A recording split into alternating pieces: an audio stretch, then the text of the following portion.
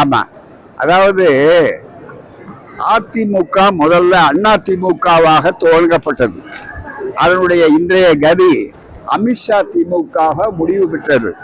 ஏற்கனவே அம்மா திமுகவாக நடுவில் இருந்தது, அப்புறம் அடிமை திமுகவாக இருந்தது ஒரு காலகட்டத்தில். இப்போது பரிணாம வளர்ச்சியில எந்த அளவிற்கு கீழிறக்கத்துக்கு போனார் என்றால், அதிமுக அமித்ஷா திமுகவை ஆக்கி அவர்கள் நாங்களே கூட்டணி எப்போதெல்லாம் இருப்போம் என்று சொல்லக்கூடிய அளவிற்கு வந்திருக்கிறார்கள். அது மட்டுமல்ல, அமித்ஷா தான் பேசியிருக்கிறார். இவர் மௌனத்தையே மிக முக்கியமாக கொண்டிருக்கிறார். எந்த கட்டத்திலும் இனிமேல் பாஜகவுடைய கூட்டணி கிடையாது சொன்ன வீராதி வீரர் இவர்.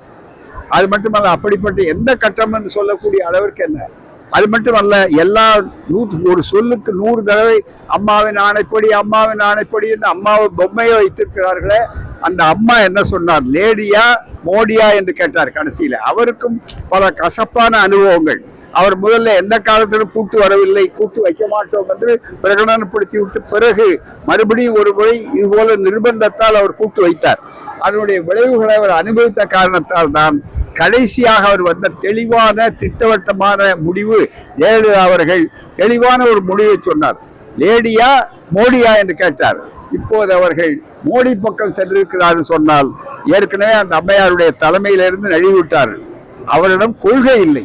அதே நேரத்தில் எத்தனை பேர் கூட்டு சேர்ந்தாலும் இன்றைய திமுக தலைமையில இருக்கிற கூட்டணியை அசைத்து கூட பார்க்க முடியாது. இந்த கூட்டின் மூலமாக திமுக கூட்டணியினுடைய வெற்றி 200 என்று சொன்னால் 200ஐயும் தாண்டக்கூடிய ஒரு நல்ல வாய்ப்பை அமித்ஷாவே அளித்திருக்கிறார் என்பதுதான் அதற்கு மிக முக்கியமானது. எனவே வரலாற்றானது. அதிமுகவுடைய கடைசி அத்தியாயத்தை எடுத்திய வரலாற்றிலே இடம்பெற வேண்டியது எடப்பாடியார் தலைமை. அதுதான் நடக்கப் போகிறது.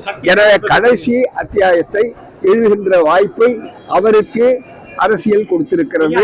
அவருடைய கோழைத்தனமான அரசியல் அதைத்தான் செய்திருக்கிறது. அதற்கு உதாரணம் சொல்கிறேன். நான் என்னுடைய ஆசையோ அல்லது ஏதோ தாக்க வேண்டும் என்பதற்காகவோ சொல்லவில்லை. மகாராஷ்டிராவிலே என்ன நடந்தது? மிக முக்கியமாக முதலிலே அவர்களை வைத்துத்தான் உள்ளே போனார்கள். முதல்வராக கூட ஆக்கினார்கள் சில காலத்துக்கு. அது மாதிரி வித்தைகள் எல்லாம் அமித்ஷா, மோடி வித்தைகள் மாதிரி அமித்ஷா வித்தைகள் உண்டு. ஆகவே முதல்ல கொஞ்ச நாளைக்கு பொம்மை முதல்வராக ஆக்குவார்கள். பிறகு எப்படி மகாராஷ்டிராவிலே இன்றைக்கு ஒன்றுமில்லாமல் ஆக்கிவிட்டார்கள். மணிப்பூர் வரலாறு அதுதான்.